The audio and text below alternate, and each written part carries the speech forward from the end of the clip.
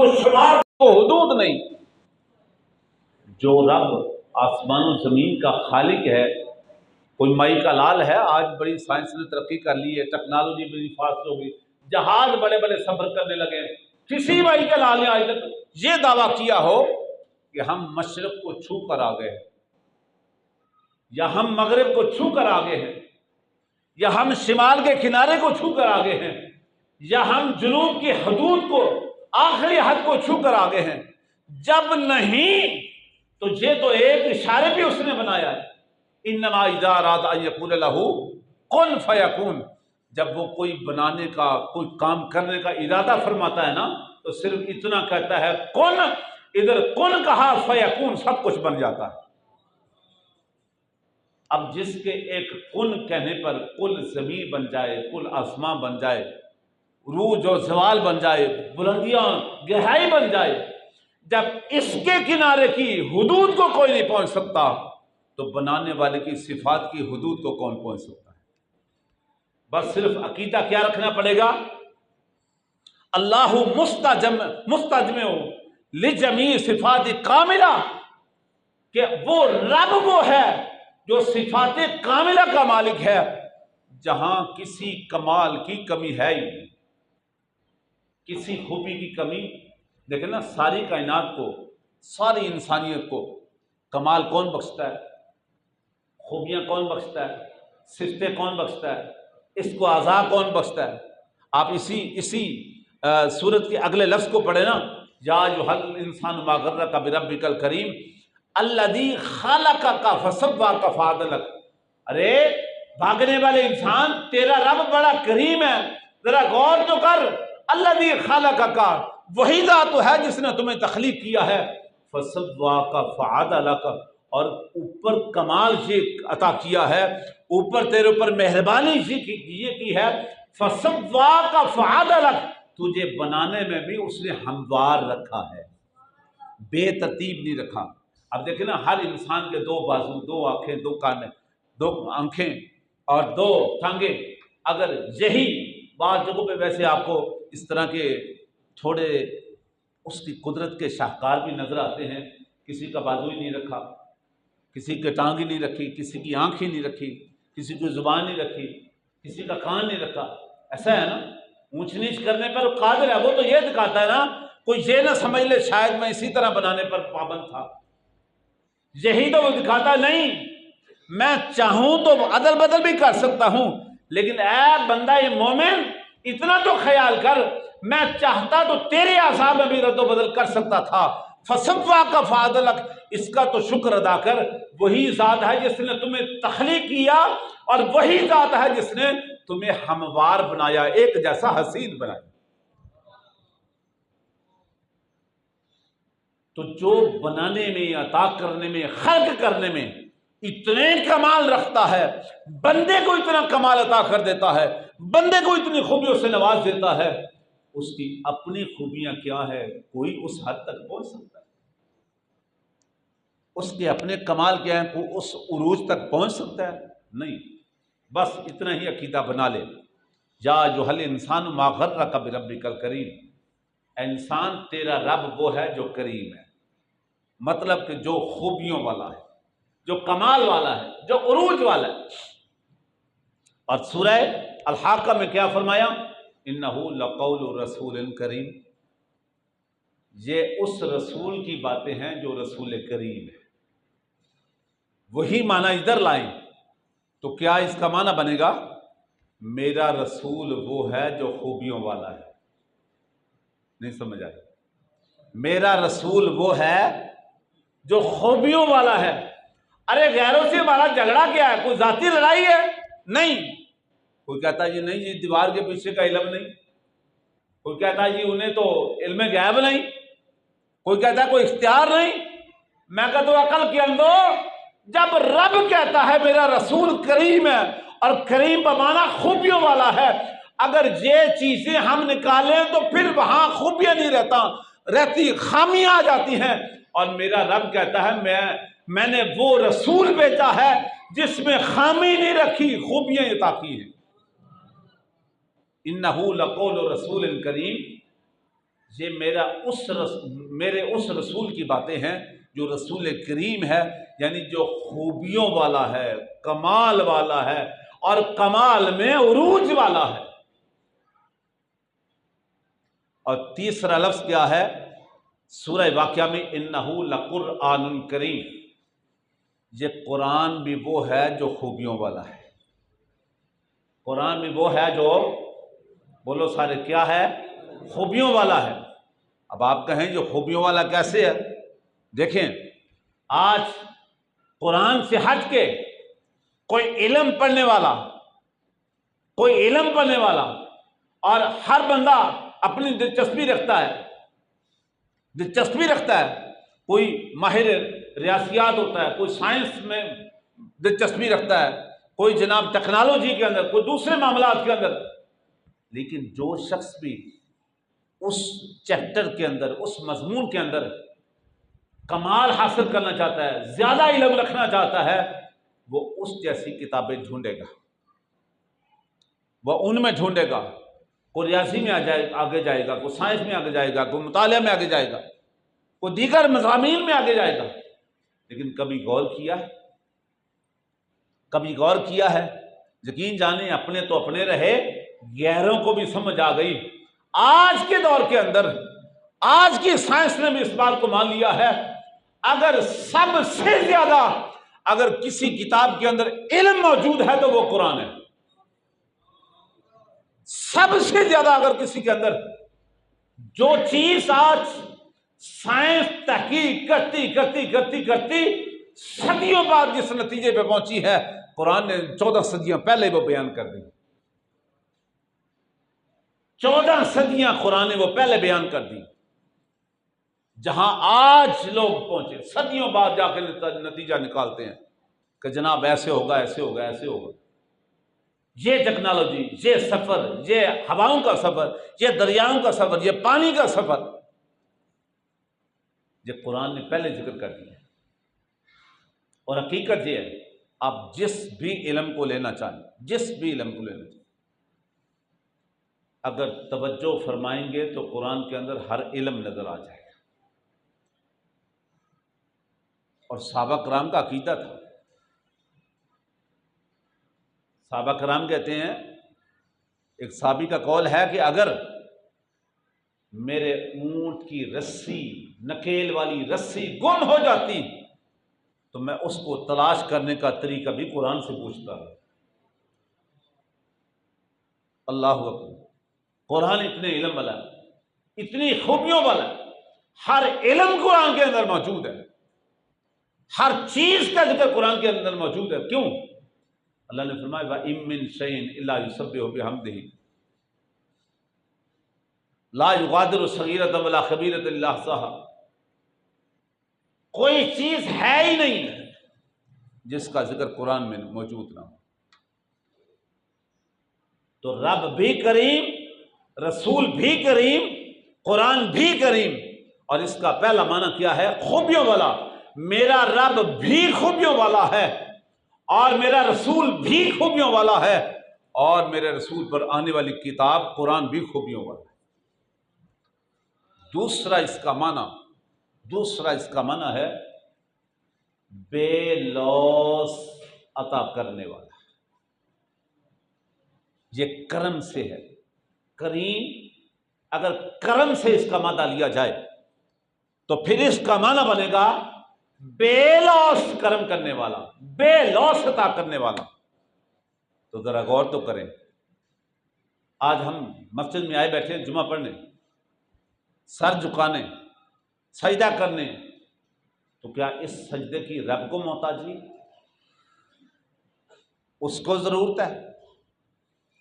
تمہیں کہا ماہ رمضان آ گیا، روزہ رکھو، کیا روزہ رکھوانے میں اس کی کوئی محتاجی ہے؟ سال پورا ہو گیا، فرمایا زکوٰۃ ادا کرو، کیا زکوٰۃ ادا کروانے میں اس کو ضرورت ہے؟ تیرے پاس استطاعت آ گئی، فرمایا حج کرو، کیا حج کروانے میں اسے کوئی فائدہ ہے؟ ذرا غور تو کرو نا۔ یہ جو اعمال فریضہ بنا کے ہمارے اوپر لازم کر دیے ہیں کہ 5 وقت سر جھکانا ہے، نماز پڑھنی، ماہ رمضان آ گیا، روزے رکھنے، استطاعت بن گئی زکوٰۃ دینی ہے، استطاعت بن گئی حج کرنا ہے، تو کبھی غور کیا ہے کیا میرے حج کرنے کا، روزہ رکھنے کا، زکوٰۃ دینے کا، نماز پڑھنے کا اس سے فائدہ ہے؟ آپ کے یہ سب کچھ ادا کرنے کا اس سے فائدہ ہے؟ اور نہیں میرے بھائی، وہ ہمارے سجدوں کا محتاج نہیں، ہماری زکاتوں کا محتاج نہیں، ہمارے حج کا محتاج نہیں، لیکن یہ فریضے اس لیے رکھے ہیں کہ ان کی ادائیگی میں تیرا ہی فائدہ رکھا۔ اس کی ادائیگی میں مثال کے طور پر بندہ زکوٰۃ ادا کرتا ہے تو کیا خیال ہے، حصہ نکال کے زکوٰۃ ادا کر کے اوپر پھینک دیتا ہے؟ کدھر کرتا ہے؟ وَآتُوا الْمَالَ عَلَىٰ حُبِّهِ ذَوِي الْقُرْبَىٰ وَالْيَتَامَىٰ وَالْمَسَاكِينِ وَقُولُوا لِلنَّاسِ حُسْنًا وَأَقِیمُوا الصَّلَاةَ۔ فرمایا اپنے قرب و جوار میں تلاش کرو، کوئی غربا کو دو، مسکین کو دو، محتاج کو دو، غریب کو دو، یتیم کو دو، مسکین کو دو، بیوہ کو دو۔ تو ذرا غور تو کرو، تیرا فریضہ ادا ہو جائے گا اور مخلوق کے اندر جو ضرورت مند ہے اسے کوئی حصہ مل جائے گا۔ وہ اپنے گھر میں بیٹھا ہے، غریب ہے، محتاج ہے، اپنے گھر میں بیٹھا ہے، ارے پیسے والے کے ذمہ لازم کر دیا اس کی زکوٰۃ ادا کر، اور ڈھونڈ تیرے علاقے میں، تیری برادری میں، تیرے قرب و جوار میں غریب کون بیٹھا ہے، ارے دیکھیں تو صحیح اس عمل کے کروانے میں اس نے اپنے بندے کو کس طرح کرم نوازی سے، قریب ہونے سے نوازا ہے کہ وہ گھر میں بیٹھا ہے، غریب ہے، گھر میں بیٹھا ہے، محتاج ہے، گھر میں بیٹھا ہے، اور مال والے سے کہا جا کے اس کی خدمت کر کے آ، جا کے اس کی ضرورت پر پوری کر کے آ، اسے فائدہ پہنچے گا، تیرا فریضہ ادا ہو جائے گا، تیری عبادت ہو جائے گی۔ مخلوق نے مخلوق کو دیا، ایک پرسن نے دوسرے پرسن کو دیا، ایک صاحب نے دوسرے صاحب کو دیا، ارے اوپر تو کوئی چیز پھینکی نہیں۔ رب کتنا کریم ہے، فرمایا تو نے خیال نہیں کیا لیکن تیرے اوپر لازم کر کے ادھر بھیج دیا ہے، تو اس کا خیال کر، اس کی مدد کر، تو اس کی مدد کرے گا ادھر وہ خوش ہو جائے گا اور اس پہ خدا خوش ہو جائے گا۔ حالانکہ تیرے مال کی اسے محتاجی نہیں ہے۔ تو کریم کا ایک معنی ہے بے لوث عطا کرنے والا۔ اب جس غریب کو دلوایا ہے اس نے کیا دیا ہے؟ جی رب، جس محتاج کو دلوایا ہے اس نے کیا دیا ہے؟ یہی تو ہے بے لوث دینا، کہ اس نے مانگا بھی نہیں، فرمایا جاؤ اس کے دے کے آؤ۔ اللہ اکبر۔ وہ بات بڑی مشہور مجھے یاد آ گئی، حضرت ابراہیم علیہ السلام بڑے مہمان نواز تھے، آپ کبھی اکیلے کھانا نہیں کھاتے تھے، مہمان آتا باہر نکل جاتے۔ آج تو ہمارے ہاں خیر معاملہ ہی الٹ ہو گیا نا، آپ باہر نکل جاتے اور جب کوئی مہمان مل جاتا اسے لے آتے، اپنے گھر بٹھا کے کھانا کھلاتے۔ ایک دن مہمان ہی آئے، آپ تلاش کرنے نکلے، سارا دن گزر گیا، شام کو ایک مسافر ملا، فرمایا آ جا بھی مسافر، کھانا حاضر ہے۔ گھر آ گئے، بٹھایا اور کھانا آگے رکھ کے کہا چل بھی اللہ کا نام لے اور کھا۔ اس نے کہا جی آپ کیا حضرت کیا کہہ رہے ہیں؟ فرمایا بھائی بسم اللہ پڑھ، اللہ کا نام لے اور کھانا شروع کر۔ اس نے کہا میں تو آپ کے اللہ کو مانتا ہی نہیں، میں تو اپنے بتوں کا پجاری ہوں، لات و عزا کے نام پہ تو میں کھا سکتا ہوں، لیکن آپ کیا بات کر رہے ہیں؟ حضرت ابراہیم علیہ السلام نے کہا یار کیا کر رہا ہے، تجھے ڈھونڈ کے لایا ہوں، پکڑ کے لایا ہوں، اور جس رب کو، جس اللہ کی رضا کے لیے میں خلق خدا کی خدمت کرتا ہوں، جب تو اس کو ہی نہیں مانتا تو پھر تجھے کھلانے کا فائدہ ہی نہیں ہے۔ اور میں کہ بھائی رب کا نام لے کے کھانا ہے تو بسم اللہ کھاؤ، نہیں تو پھر جا سکتے ہو۔ اس نے کہا جی ٹھیک ہے، آپ کے کھانے کی خاطر میں اپنے بت سے کوئی بے وفائی تو نہیں نہ کر سکتا۔ اٹھ کے چلا گیا۔ جب چلا گیا تو حضرت ابراہیم علیہ السلام بارگاہ قدس میں سجدہ ریز ہوئے، مالک اب کیا کروں؟ فرمایا میرے خلیل تو نے میرے بندے کو ناراض کر دیا ہے،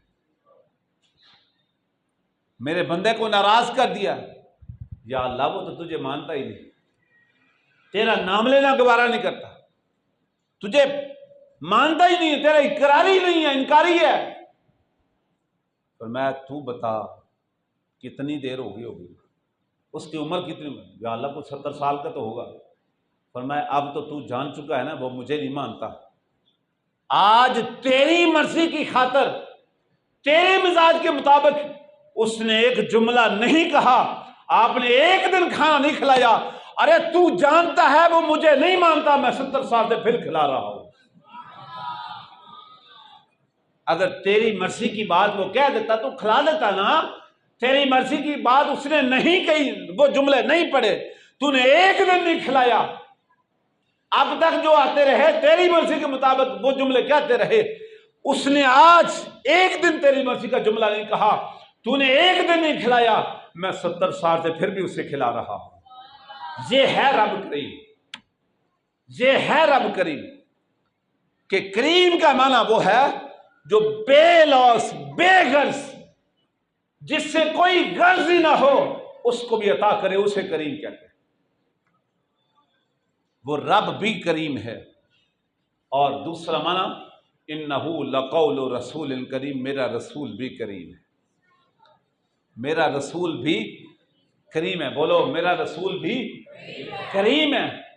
اور یہی معنی ادھر لائیں گے، اللہ اکبر، حضور وہ ہیں اپنے تو اپنے، اگر غیر بھی در پہ آ گئے تو خالی نہیں گئے، جھولیاں بھر کے لوٹ کے گئے ہیں۔ آپ کے در پہ جو آ گیا ہے اپنے تو اپنے، غیر بھی آ گئے ہیں تو آپ نے جھڑکا نہیں، اسے لوٹایا نہیں، بلکہ محبت کی خیرات اسے بھی دے کے جھولیاں بھر کے واپس لوٹایا۔ اللہ اکبر، میرا رسول بھی کریم ہے، بے لوث عطا کرنے والا، بے لوث دینے والا۔ آپ مجھے بتائیں وادی طائف کے اندر کس کی خاطر حضور نے پتھر کھائے؟ مکہ سے مدینہ کی طرف ہجرت کس کی خاطر کی؟ ارے امت سے بے لوث پیار ہے، امت کے ساتھ بے لوث محبت ہے، امت کے لیے بے لوث عطا کرنا مقصد تھا کہ امت، حالانکہ امت کے اندر کسی نے یہ کہا نہیں تھا کہ حضور وہاں پہ جائیں، لیکن حضور کو اپنی امت سے پیار کتنا ہے، آپ چاہتے ہیں کہ میری امت کا بھلا ہی ہو، اس کو مل ہی جائے، اس کو عطا ہی ہو جائے، اس لیے حضور بھی کریم ہیں، بے لوث امت کو عطا کرنے والے۔ بلکہ حدیث پاک کے لفظ ہیں واللہ موتی وانا قاسم، اللہ مجھے عطا کرتا ہے، میں امت میں تقسیم کر دیا کرتا ہوں۔ اور تیسرا انہو لقرآن کریم، یہ قرآن بھی کریم ہے، بے لوث عطا کرتا ہے۔ آپ کہیں یہ کیا عطا کرتا ہے؟ ذرا غور کریں، قرآن کے لفظ ایک نہیں متعدد جگہ پہ موجود ہیں۔ کہیں یہ فرمایا ہدی للناس، یہ للناس کے لیے ہدایت کا سرچشمہ ہے، کہیں فرمایا ہدی للمتقین، یہ متقین کے لیے ہدایت کا سرچشمہ ہے، کہیں فرمایا وہدی وبشریٰ للمسلمین، یہ ہدایت ہے، یہ خوشخبری ہے مسلمانوں کے لیے۔